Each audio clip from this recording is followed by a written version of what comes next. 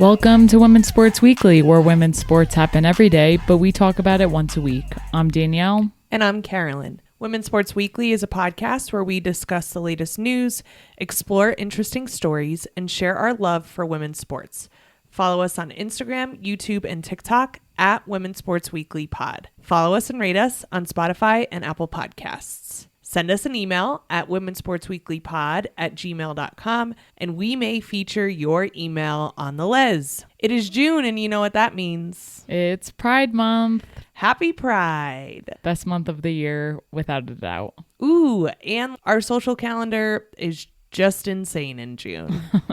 June and July are insane, but I'm just excited for Pride this year. I'm hoping we can do a few things throughout the month. I know June always goes so fast, but we need to be intentional about it and just celebrate Pride in different ways. Like what? Go to some drag brunches, go to events that support our community and be within our community. What is your vibe for Pride this year? To be free and to celebrate. Awesome. Does free mean that you're going to be like nude?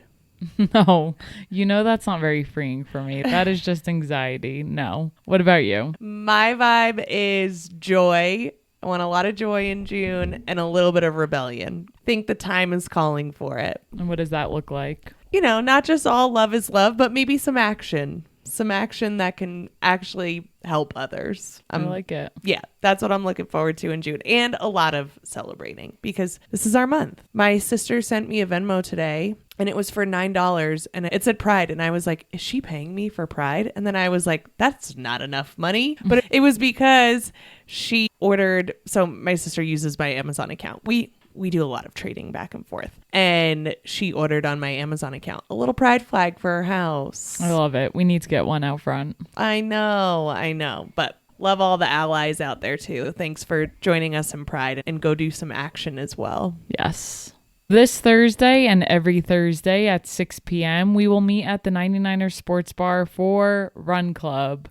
We are back this week, excited to see you all there, and we hope there's some extra people there this month for Pride. Get some running in and drinking beers after. Speaking of beer, if you tell the bartenders a secret word each week when you listen to our podcast, you will get 50% off your first draft. And this week's word is dance. We did a lot of dancing this past weekend, but I do love the idea of people coming to Run Club, especially for Pride. I know, right? We might need to do a Pride-themed Run Club. Ooh, that's a great idea. Looking at the calendar now, I think June 19th would work. Let's do a Pride run that night. Yes, so get ready. If you're listening, gear up and mark your calendar for June 19th. We are going to do a Pride run. And please come to Run Club. The secret word for this week is dance, and we did do a lot of dancing this past week. Why did we do so much dancing, Danielle? Yeah, this past weekend we went to my cousin's wedding. It was a really beautiful wedding in Pennsylvania. It was really fun to celebrate them and be with my family and just dance. Like, I feel like I haven't danced like that in a while. They had a really awesome band at the wedding. Their voices, how many people do you think were in that band? Probably 12. It was a big band and they were incredibly talented. They were so good. We had so much fun. It was one of the nicest weddings I've been to. It was just like beautiful from start to finish. And then it was also so much fun. Weddings in general, they fall into 3 categories, as do most things. You know when they're really, really bad, which we haven't had a lot of those at all. It's rare that they're very, very bad, and it's rare that they're very, very good. They're usually somewhere in the middle. It's so nice to be around the people, and it's so nice to see people in love, make such a public display of it, and they usually fall somewhere in the middle. But this was spectacular. It was really, really nice. The food was great. The drinks were great. The overall atmosphere was great. The music, the dancing, everyone was in a great mood. I feel like vibes were high. All around a really fun time. The band even ended the night with Pink Pony Club. That was fun to dance to. Yeah. This wasn't a gay wedding. Pink Pony Club is just universal. Everyone loves it. Yeah. So many dudes were hopping to Pink Pony Club. Yeah, arm in all arm. Around. I mean, it is a great song, and the girl in the band who sang it was incredible. So that was a lot of fun, a lot of good dancing. Shout came on. You know, Shout is my absolute favorite wedding song. It played at our wedding. So I don't like cheesy wedding songs. I was going to say, I feel like you need to bring more energy the next time Shout comes on at a wedding. I was doing well. There's some songs that really get me at weddings. Sweet Caroline was also played, and that one really sends me. Sorry, you're the minority. Literally everyone in the room loves that song except for you. However, whenever a live band is doing it, like anytime a live band is doing anything, I'm very happy. The few times we went and sat at the table, all I did was just turn my head and watch the band because I just love to watch live music.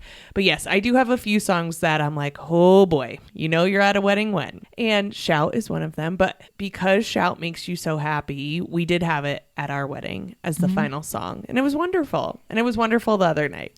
It was also just really nice to be with your family, get a weekend with them. And it was just a nice week back on the East Coast, I thought. We got to see both our families. I even played basketball with my dad this past week, which I went to go shoot around with him and was going to watch, and they were down a player. They only had 9 players. So I brought the average age of that group down by a lot. And how many points did you score? Share it with our listeners. I wasn't counting, but it was so much you couldn't even count. Carolyn, I will say I was hitting a lot of shots, and I think my dad's friends were impressed, and a few of them reached out to him the next day and was like, you know, I knew your daughter was good, but I didn't realize she was that good. So not to toot my own horn, but to toot your own horn. It was nice because I've been struggling since I've come back to play basketball. I feel like I haven't found my groove, and honestly, that was the best I've played this whole year since I started playing again. So it was just fun to play with them, and I did take a bad fall. You did. When I was playing, and the guy I hit into felt so bad, but I will say it was my fault because I tried to stop a fast break from happening, and this guy was basically a brick wall, and I bounced off of him and went flying and actually saw stars. The next 2 times I ran up and down the court, I thought I was going to puke. Like, I was so lightheaded and my whole right leg felt destroyed, and it took 2.5 days to feel normal again. Well, 2.5 days is okay, but seeing stars is never okay. And we're just getting old. Oh, I know. And again, I wasn't planning on playing. I was literally wearing running shoes and sweatpants. Okay. And we played 6 or 7 games. Yeah, anyways, going on a tangent here. But the reason I say it, playing with my dad, I used to play growing up. Sometimes the guys he would play with needed an extra hand, and he would always throw me in there if they needed people. But it's been years since I've played with him. So it was a lot of fun, and I was on the same team as him. Yeah, that's a nice moment. Yeah, I'm really happy that worked out the way it did. And just the whole week, it's great seeing your family and spending time with our niece and nephews, even though you always just say my niece and nephews. I'm claiming them as mine as well. Your family, your mom, we got to spend a lot of time with. I got to see my sister win, and I didn't talk about it last week. I got to see her win a county championship in softball. Yes. So shout out to my sister and her high school softball team who took home the county championship for the 4th year in a row. Insane. Craziness. We usually don't go back to the East Coast this week, so it was a different week to be back and got to see different things, and the kids are just perfect. So. Yeah. And we got to see some of our friends and their kids, and every time we see their kids, they're at the age where they just grow, like double in size every time you see them because they're so young. So it was really nice. It was really nice. Does it make you want to move back? Ooh, you're putting me on the spot here, and I don't think on either. The record. I don't think either of our families are going to like the answer that I have. So I'm going to keep my mouth shut. How about you? I love being back, and yeah.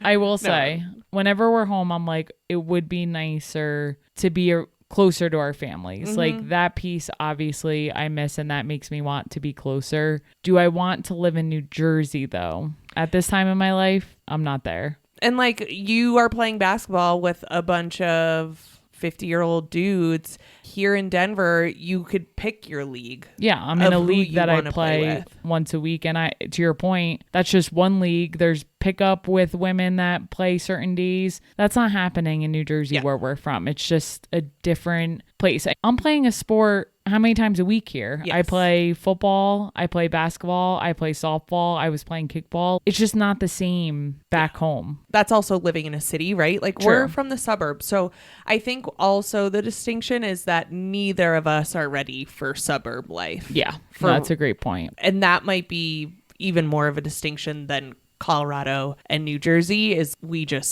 are not built for the suburbs. Yeah, at least at this Not point yet. in our life. I know, not yet. Everything changes and it's good that things change, but yeah, we're not quite ready. Yeah. All right, let's get into the highlight reel for this week. Danielle, what do you have for us? I'm going to talk about the WNBA this week.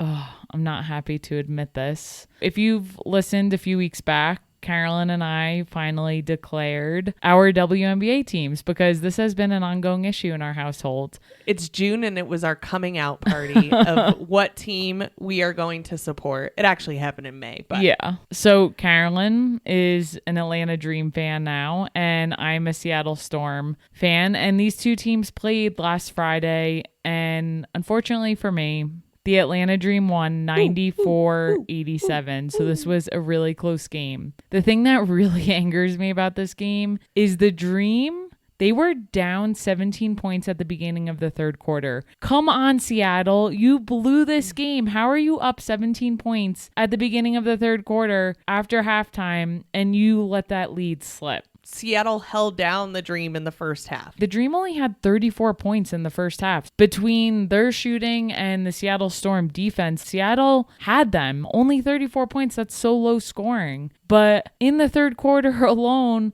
they gave up 29 points. And then in the fourth quarter, the Dream scored 31 points. So they scored 34 points in the first half and 60 points in the second half. Some key players to shout out here: Alyssa Gray and Ryan Howard, your favorite, combined for 61 points, and they had 28 and 33 points respectively. That is a huge game for both of these players. They work so well together. They are Yes. friends, so that makes a huge difference. Alyssa Gray, she puts up numbers. She is so consistent. Ryan Howard, I think, is a little bit more streaky, and you know I love Ryan Howard, but that's just how I feel. And when they get working together, I don't know. I just have some big hopes for this Atlanta team. Yeah, no, I think they could really string a lot of things together. Another interesting stat is the Dream scored 7 and 1s in the second half of this game, and that is the most in a half in WNBA history. Okay, so explain to our listeners who may not know what an and one is. I can do that.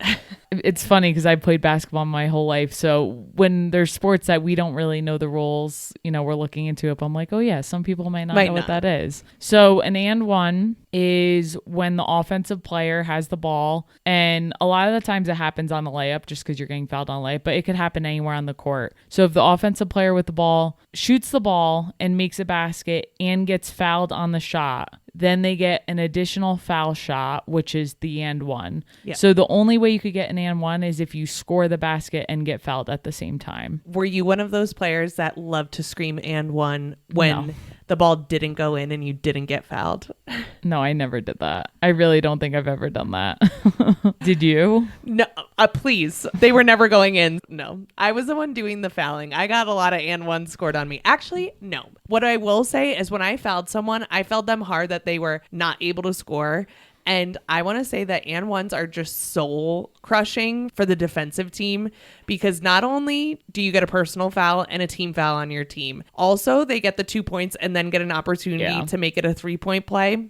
Or a 4-point play if it's on a 3-point shot. Exactly. Yeah, it's rough. It is soul crushing. And for the other team, like for the Atlanta Dream, it's like a battery pack in your back. I agree. For the Storm, Skylar Diggins led the way with 20 points. With this win, the Atlanta Dream is on a win streak of 4 games. The start of the WNBA season has been exciting. The Atlanta Dream and the Seattle Storm play 3 more times. Crazy. So the Atlanta Dream are up 1-0. Should we be doing some kind of bet, some kind of wager? Yes, I think we should. Okay. What is it like that you love that I do for you? Is there something, or do you have an idea on what the bet could be?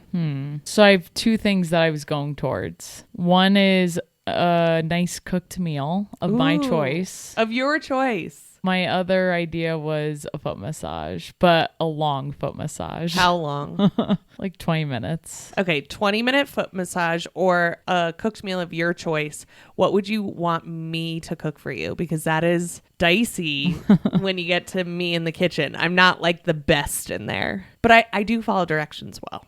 I would want to look up a recipe. I don't know off the top of my head. I would have to look something up that I would want you to cook. And you would let me do that in the kitchen without stepping in and micromanaging the whole time. Because that's what happens currently. I'll be like, no, I've got this. And then you're like, no, that needs to be cut smaller or add more salt or whatever you do in there. Yeah, that would be tough. I'd have to maybe have a nice drink and leave the kitchen. Go outside on our nice patio with our nice lawn and hang out there with Scout. All right. Well, it's not happening anyway. What would you want from me if your dream were to win this series? If my dream happened and the dream won, a massage would be great. But I don't know why. This is just today. Ask me tomorrow. It might be a different answer. I really want pasta. I want some good pasta. So that is what I would ask you to make me. Which is funny because I do all the cooking in our house. So the fact that you're asking me to cook you a meal is just like, sure. It's what you do anyway. That's all you want? Yeah, or I'll send you a pair of shoes that I want.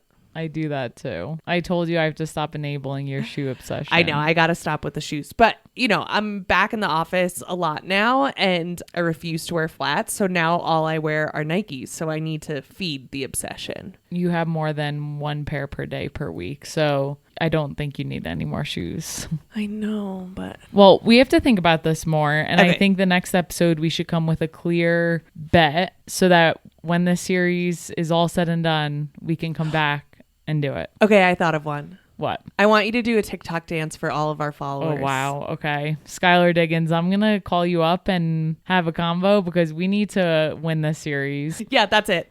I want a TikTok dance from you, just you, and I want you going all out in it. All right. To post to our social media. Oh, boy. All right. So that's the WNBA highlight this week. What do you have for us, Car? The U.S. women's national team played this past weekend. They played China in Minnesota and beat them 3-0. Want to highlight a few things. Naomi Girma is back. She played in her first game in 2025 for the U.S. women's national team in this match.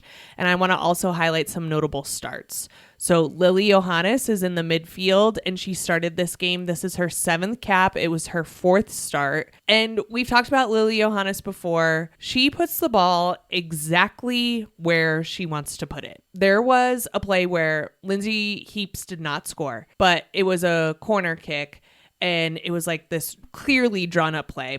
And it was like the person who kicked it to one person. Then they kicked it to Lily Johannes and she was the one who was finding Lindsay Heaps, not her hand, Lindsay Heaps' head and just found it perfectly. Mm-hmm. It didn't go in and Lindsay Heaps was offside anyway, but I was like, how does she do that? And I've said this before that the U.S. women's national team has a midfield problem. And I think Lily Johannes is the answer to that problem. And also the U.S. women's national team gave everyone an early pride gift by not having Corbin Albert on the roster. So wow. There you go. And that's really all I'm going to say about that because we have more fun people to talk about. Fallon Tullos-Joyce was in the goal. This was her 2nd cap and she plays for Manchester United. And I do think she is your next U.S. women's national team goalkeeper. Ooh, way too early this prediction. is exciting. But I do think she's got the stuff. So I'm excited for her. Had a shutout in this match. And then Michelle Cooper, who plays for the KC Current, earned her 5th cap and her 2nd start in this match and played incredibly well. So let's talk about some of these goals. Kat Macario scored the first goal in the 27th minute. It was a great ball across from Michelle Cooper. You're going to hear me say that more than once. Michelle Cooper delivered it to Alyssa Thompson. Alyssa Thompson had a shot. It didn't go in. She had another shot. It didn't go in. Kat Macario picks up the rebound, slides it right into the goal. The U.S. dominated this match. They were in full control. And then Sam Coffey scored the 2nd goal in the 35th minute on a great cross from Alyssa Thompson, who got it to Kat Macario. And Kat Macario really did the one extra pass that happens in basketball. She could have shot it. Sam Coffey was more open. She passed it to Sam Coffey. Sam Coffey does a 6 shot. They're up 2-0. And then the third goal, Michelle Cooper has a great cross, finds Lindsay Heaps on the head this time, and scores for the third and final goal of this match. I also want to just highlight one other thing, that Lola Bonta, who plays for the KC Current, became the oldest player to make her international debut when she entered this game as a sub. She's old. She's 32. Stop. That's my age. But we love Lola Bonta for many reasons, but she is the celly queen. She scores, and the celebrations are always really well thought out. She has been up in the air before. She has pretend that her back is hurt and then has twerked it out a little bit. Obviously, she has a really good sense of humor. So there's a quote from her after this match where she said, "When they called my name, I was sitting, being the best cheerleader I could be on the bench." And I was like, this is amazing. I've never been field view watching the national team. It was so cool. And then she said, and then they were like, "Lo, go." And I was like, "Go where?" And then she went into the match, which is just very cool because she was just happy to be there. So well deserved for her. The U.S. women's national team played Jamaica yesterday, and they will play Ireland in a pair of friendlies beginning on June 26th at 9 p.m. Eastern time.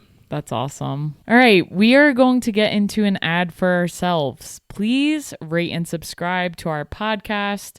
We are small and growing and want to keep doing this. So if you like this podcast, we don't ask you to pay, but we would ask you to rate, subscribe, and share. Even if you share with one other person, that goes a long way for us. So we would appreciate that. We create, produce, and edit the podcast ourselves. So if you want to support us, again, go on Spotify, go on Apple Podcasts, wherever you listen, rate, subscribe, give a positive review. If you give us a review and screenshot and send it to us, we will also send you a sticker. 5-star reviews only. 5-star reviews only for a sticker, and we will send you the sticker for free. Thank you for all of those out there who already are subscribed and have rated and given us 5 stars. It means a lot to us, and we just love our listeners. So thank you. The amount of time that it takes is a very small amount of time, but it means so much to us and helps us get in front of more people. So please go ahead and do that. All right, let's get into what we're looking forward to this week. I'm looking forward to the semifinals of the French Open, Roland Garros. The French Open rolls on this Thursday. The times of these matches are always a little bit different because of the time change, so keep an eye out for that. But 4 Americans successfully made it to the 4th round. Coco Gauff, who's currently ranked number 2, Jess Pegula, who's currently ranked number 3, Madison Keys, who's currently ranked number 8, and Haley Baptiste. So hoping that they can make it into the semifinal round, but not all of them will be making it because Madison Keys and Haley Baptiste will play against each other by the time this comes out. Can you guess the number 1 seed overall? Did you see it? Does their coach have a tiger tattoo on their head when this person plays? He does, and she actually has a tiger tattoo. You know, I love that, right? Where is it again? It's on her forearm. I got to take a look at it on socials. Would you like to say her name? I forget how to say her first name. Arina Sabalenka. Yes, she's currently ranked number 1. We'll see how she does in this French Open, but honestly, I also have got some problems with the French Open. So this past week, we were back in New Jersey, and I was watching a lot of the French Open, and my mom has regular cable, so we're not streaming at all, which is what we do in our house. And it was on TNT and TBS and HBO Max, so I was scrolling through TNT, TBS, and True TV it was on. All of the matches during the day were only the men. Yeah. That's all day. BS. And when I did a little bit more research, I found that because of the time change, in the earlier rounds, there were no night matches for the women, which means in the US, you don't get to see the women play during the day, which is when we watch in the US. And that is such bullshit and so frustrating. There have been some comments, I don't know exactly who it was, but they're involved in the French Open in some way in like the operations of it. and it's a woman, and she was saying the men are more marketable because their matches are longer. They're best of 5, not best of 3.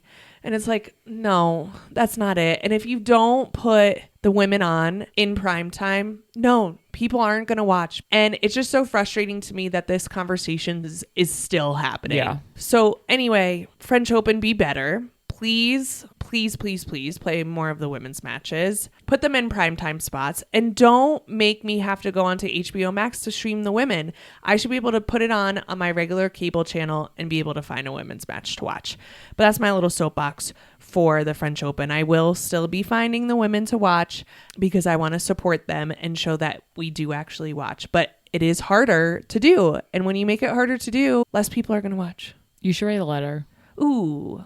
You know I love a letter. I know. I'll get on it. You should write one. What are you looking forward to this week? So this week, the Women's College World Series begins today, June 4th at 8 p.m. Eastern. This will be the start of a best-of-3 series between Texas versus Texas Tech. These are going to be some great games, so tune in. I am so excited to watch this series. Same. That is it for this week. We will see you next week on Women's Sports Weekly. In the meantime, watch women's sports and share the podcast with your friends.